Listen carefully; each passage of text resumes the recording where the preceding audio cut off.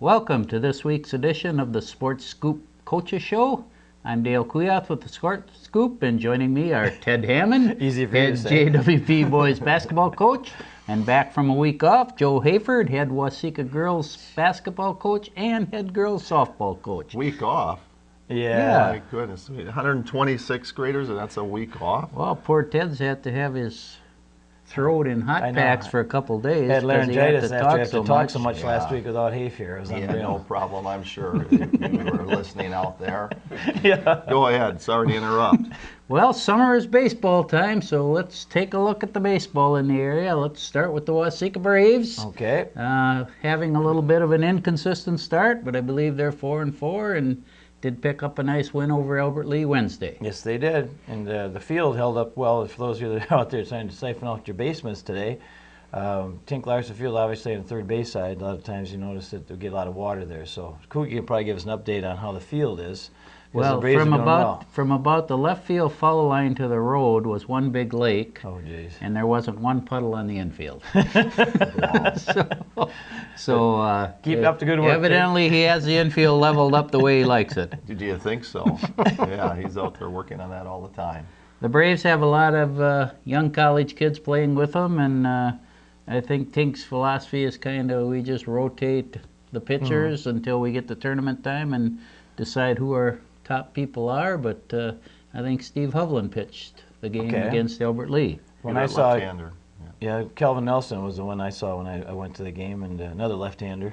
And I think he's going to be going on to play some college ball. I don't know exactly what the school is right now, but these kids get a good opportunity to get ball in the summertime, and Tink provides that. And then they have the wooden bat. That makes a big difference, too, for hitting. So good lifelong learning experience for those kids. And Hubby pitched Bethany, I believe, didn't he? And Yep, but he didn't pitch a real lot. So Okay. I always had a great story about him. As I was the B squad coach, and he was our pitcher for some B squad, and we're warming up before the game, and he was our ace at that time, and he always needed him on the mound. And so we're out warming up during infield, outfield, and he's not looking, and a ball smacks him right square in the cheek, and he's down, and he's laying on the ground, and I'm thinking, oh my goodness, right before the game start, we're not going to have our pitcher.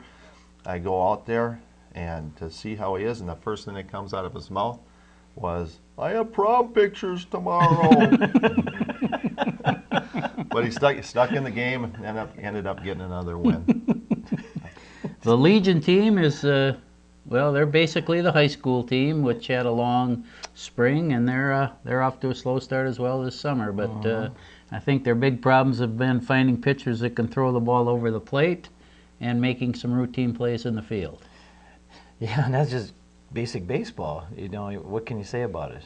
It's just they're going to have to get out there and play more. And like I said before last week with the coaching, you don't need coaching out there. You just need to get out there and play without anybody around and just have a good time and work on your fundamentals. But it's fundamentals Yeah, over pitching and over. is just so big in the summer ball. You're playing doubleheaders all the time, so you've got to have pitching.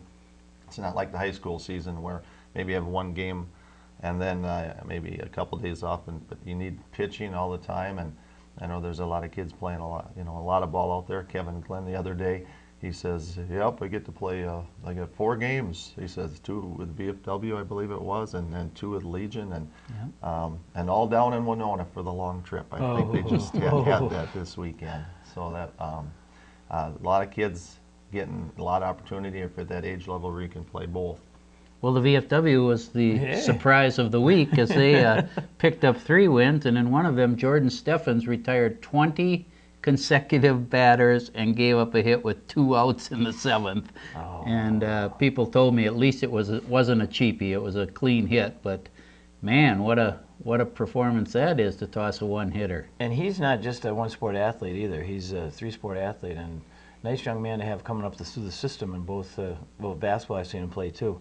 So that's a phenomenon right there. I've watched. I didn't watch, but I read in the paper where a young man had a no-hitter going to the state tournament. I think MVL broke it up in the 7th inning. He retired like 20 in a row, and then or 19 in a row, whatever. But yeah, pitching, jeepers, you get a young arm like that. I mean, anybody watched the Rockies the other day? Holy cow! Twins should have maybe been in a ball game, but they hit double plays like crazy. So all in all, baseball is in full swing right now, and if we're going to get around the Twins, I want to talk about the Twins too. We know how important pitching is in softball, Hafe, but I've always told people in high school baseball, if you can throw strikes, you're going to win more than half the time, I think, because so many free passes are given away, and it just and Steffens was doing that, so you see what can happen. And he changes speeds real well too. That's a big thing. He doesn't come in with the same speed all the time, and for a young pitcher like that, that's a nice gift to have. And we always get a little bit caught up in the wins and losses, but with the vets, you really don't even worry about that. You're just trying to teach them the fundamentals and get them going, and boy, they pick up a few wins, that's just a bonus.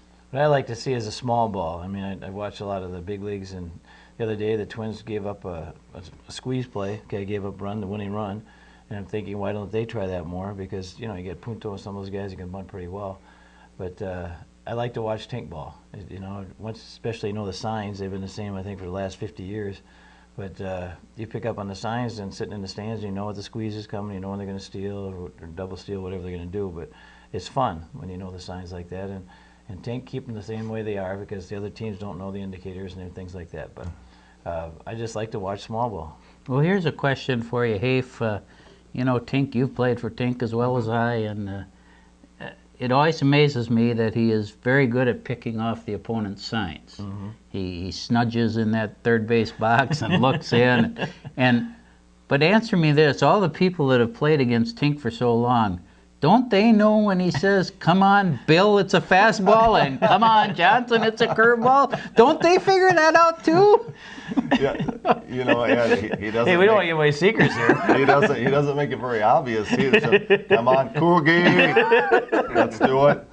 And they just don't. Some people, they just don't understand or watch the game enough to know those little things. Believe it or not, that they're just there to play the games. Tink's been around it all the time.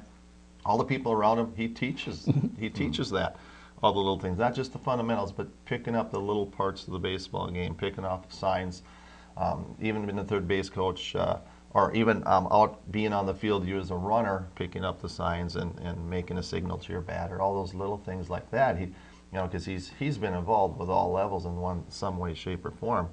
And I remember all the time we spent in the gym before the season would begin, and it would get long, it would get monotonous. But boy, if you were a student of the game and you wanted to learn the game and enjoyed all that, you picked up some good things. Not only did you leave Waseca playing some good baseball, but you learned the game, and if you became a coach yourself, whether it be in youth league, and you took Waseca baseball with you, you became a good teacher of the game also. Well, I think a lot of other teams aren't real students of the game too. No, those Metro teams come down to play us things, and they're there to play the game, have fun, and move on. Some of them anyway. I'm not saying all of them, because there's a lot of people that love baseball out there. Waseca just isn't just the place for baseball, as we know. There's some other towns that, New Ulm is a hotbed for baseball, and then there's a variety of other ones too. But you're right, yeah. Waseca has been just a great baseball town, and we need to keep the kids interested and get it back to where it used to be.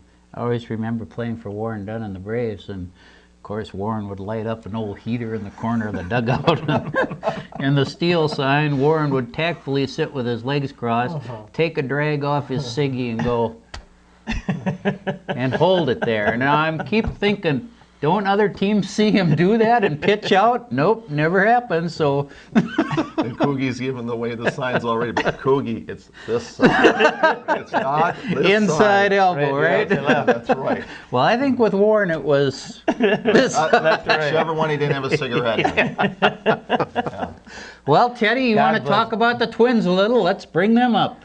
Well, what do you think? They're almost halfway through the season, and they're still a half game ahead of Detroit as we're talking right now.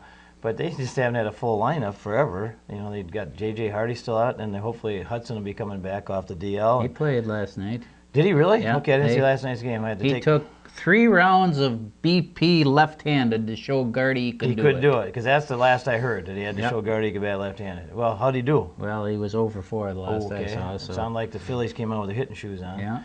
I was at a lovely, with my wife last night. We were at went to a movie. All right, Teddy, you old fox. You. Celebrating Father's Day a little early, okay. So we went and saw a Karate Kid. I'll put in a plug for that little kid, that little Smith kid. Holy cow, he's 11 years old. He acts like he's about 44 acting out there. But good show. I like Jackie Chan. Bottom line, twins. Okay, I want to get back to them. Go ahead. Okay. Doesn't he look like Magnum PI? we today? got Cuddy, Yeah, I wanted to Cuddy know. at third, Yep. Cuddy at second. And we got them all over the place, okay?